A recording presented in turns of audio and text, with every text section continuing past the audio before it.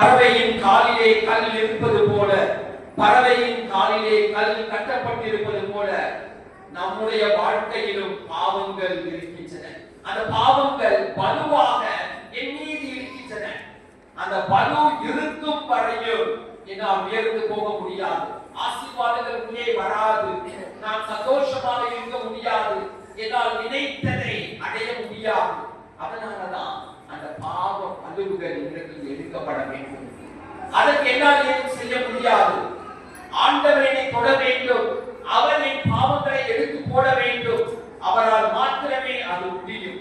அதனாலதான் அவரை நோக்கி வர வேண்டும்.